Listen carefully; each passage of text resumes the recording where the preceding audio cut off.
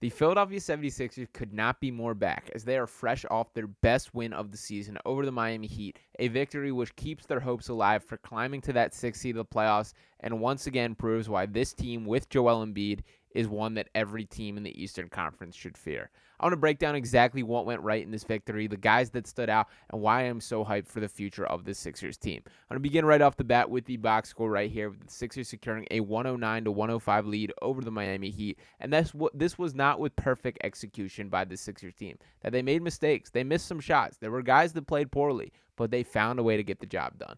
And with Joel Embiid, obviously the head of the snake for this Sixers team, a guy that is still playing himself back into NBA shape, the Heat absolutely took advantage of that they were pushing the pace. They were not letting this team rest. They were forcing these Sixers to defend in transition, and Embiid struggled greatly with that. But he still found his moments. I thought the touch was there offensively. Thought a lot of the numbers were better than they looked, and to dive in them specifically, 33 minutes on the game, 29 points, just 4 rebounds and 3 assists, a steal and a block. He was a minus 19, which is incredibly rare for Joel Embiid. Shot 11 of 25 from the field. 3 of 6 from 3. I do like him getting those attempts up from beyond the arc. As far as the playmaking, I will note he did have 7 assists in his debut. The rebounding numbers do got to be better, and that's something that I'm going to bring up in a second. That was an issue with this team throughout tonight. But the playmaking, I do think, is a little bit unfair to him. There were a lot of opportunities where the Sixers just straight up missed shots tonight.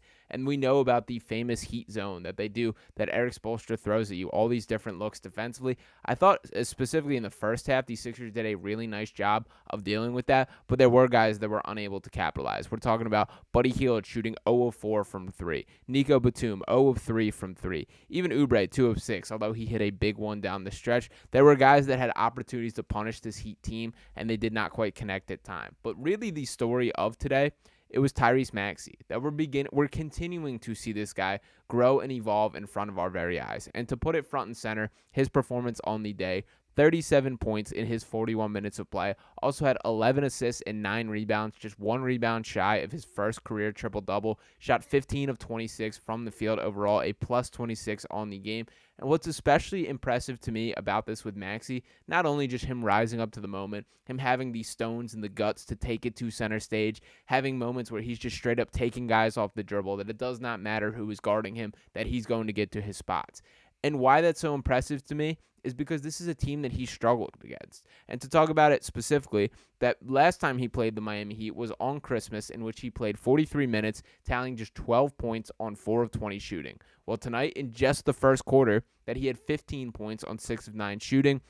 And of course, as I mentioned, ending with 37 points, 11 assists, and 9 rebounds there. I will note that the playmaking, to me, was even as impressive as the scoring, that I thought you saw the chemistry with Joel Embiid being right back in full force, which is so impressive considering this is the first time since January that these guys have played a game together, and you are able to see the full effect that they can come to. But this is just, again, an example of this kid being special. He's the real deal. He's a riser for the moment, and he's going to be ready to be the number 2 for this playoff stretch. And to speak about the Sixers team, kind of the struggles that they went through, they absolutely could have made life easier on themselves. That if you were watching this game without the scoreboard in sight, that if you were just watching the game or not paying attention to the score, this would have felt like a double-digit Sixers lead for nearly all of it. But what happened was they fell apart during some crucial stretches, primarily at the end of quarters. That the Sixers were outscored 10-4 in the final minute and 3 seconds of the first quarter. They were outscored 7-0 in the final 54.1 seconds of the second quarter, and outscored 8-0 in the final minute 40 of the third quarter. It's a different game if they close every one of those periods or any one of those periods. That it was just a little bit of focus, and there were some big shots hit from the Heat. There were some meltdowns. Campaign had some really poor moments. Terry Rozier hit a dagger 3 to close out the first half. There were opportunities that the Heat capitalized on. And if that was not the case, this would have been a dominant win by the Sixers. But instead, they found themselves down late. That this was a matchup that they had to scrap and win to, and they still found a way. And another guy that I thought played an especially key role was Kelly Oubre. And this has become a theme with Kelly Oubre with the level that he's been playing out of late. He just continues to make winning plays, which is a surprise to me considering his reputation coming into the year, but he keeps earning it. That tonight in his 34 minutes of play, Kelly Oubre, 41 minutes of play, adding 18 points, 8 rebounds. He had 2 steals and a block, shot 8 of 14 from the field and 2 of 6 from 3, and one of those three-pointers was to put the Sixers up 103-102 with 3:30 left on the clock. It was a massive bucket and a game-changing one, and then beyond that, he had a play where he got a steal, took it coast to coast, finished with a little finish around the rim, and had a nice little flex right on the Heat, and that is the Kelly Oubre experience right there. Now, for Kelly specifically, there continues to be more and more on his plate. And one of the driving forces why that was the case today is there was no Tobias Harris in sight. That this was a guy that missed today's game with a bone bruise that he suffered at the end of that Oklahoma City game, which resulted in us getting this starting lineup for the Sixers team. Kyle Lowry, Tyrese Maxey, Kelly Oubre Jr., Nico Batum, and Joel Embiid. Based on how things went, I can't imagine how you can say Tobias Harris needs to be back on this starting lineup. That this was a Sixers team that jumped out to a 10-0 start in the first just over 2 minutes of this game. They jumped out to a 17-2 start through the beginning of the first quarter. And it wasn't quite smooth sailing from there, that this is a Heat team that is going to punch back when their back's against the wall, and they're not going to be a team that rolled over, and they proved that once again tonight. But everything looked so fluent. There was nobody stopping the ball movement, the passing, everything just looked cleaner with this type of lineup. And as much as I feel bad for continuing to pile on Tobias Harris, there just is not the clean fit on this team. And I don't expect it to happen. I know the basketball politics that come in with the contract, the expectations, and of course, he's been a guy who's been here for 5 years at this point, that the expectation is for him to step right back into his role.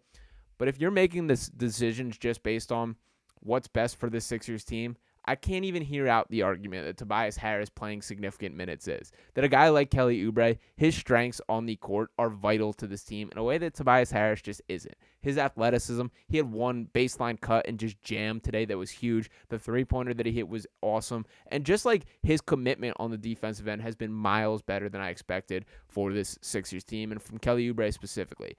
That is what this Sixers team needs. It's winning plays, it's effort, it's hustle, it's athleticism. These are things that Tobias Harris just doesn't quite bring on a night-to-night basis.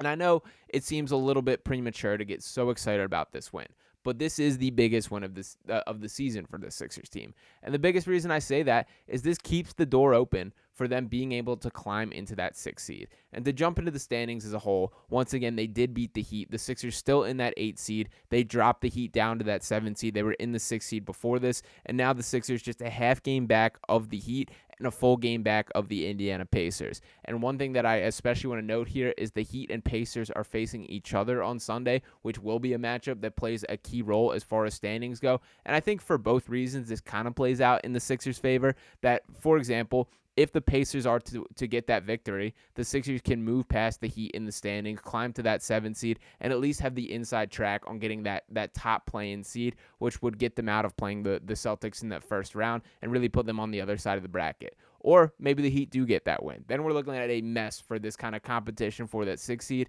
And ultimately, the Sixers have to take care of their own business. And that's what I'm most optimistic about. Because when you look at their schedule from here on out, I think there's a real chance that they end the season on a 6-0 tear. They're looking forward to this weekend. They play the Memphis Grizzlies on Saturday, the San Antonio Spurs on Sunday. I don't expect we'll see Joel Embiid on both those games for a back-to-back, but the Spurs are tanking at this point in the season. The Grizzlies have been tanking for months now. And then looking beyond that, a matchup with the Detroit Pistons, the Orlando Magic, and then the Brooklyn Nets. Those are all winnable games. And even though Orlando Magic, who are the best team out of that bunch by a pretty significant margin, are not a team that should strike fear into the Sixers team by any means. In fact, the Sixers should be the team striking fear into opposing teams, and I mean that from top to bottom in the East. That when you look down this conference, you cannot convince me that the Sixers are not at least the 3rd most dangerous team in the Eastern Conference, and I personally would argue the 2nd. And really, the Miami Heat are right in that same conversation. That I think all these teams in the top end of the bracket, most specifically speaking to the Bucks, the Cavs, the Magic, the Knicks, the Pacers, these are all teams looking at the Sixers and Heat sitting there in the play-in saying, I want no parts of that. And in fact, I would even argue that's a little bit of kind of some of the fading of some of these teams like the Cavs, that the Cavs could not be thrilled for a first-round matchup with the Heat. And frankly, I would take the Heat to win that series. That would be my expectation for that. And same with the Sixers. If it's Sixers-Cavs first round, I'm very, very excited about the path the Sixers can take in that specific situation. But the bottom line is the Sixers have put themselves in a significantly better position than I think anyone could have expected at this point. That they still have business to attend to. They still have to take care of their own business in front of them. but the opportunity is in front of him. And Joel Embiid, I thought, looked even a stride forward tonight, that he's still playing himself back into game shape. You can still see him sucking wind at times, and there was a scary fall in which Bam Adebayo kind of dove and fell on his knee on the ground, which everyone held their breath.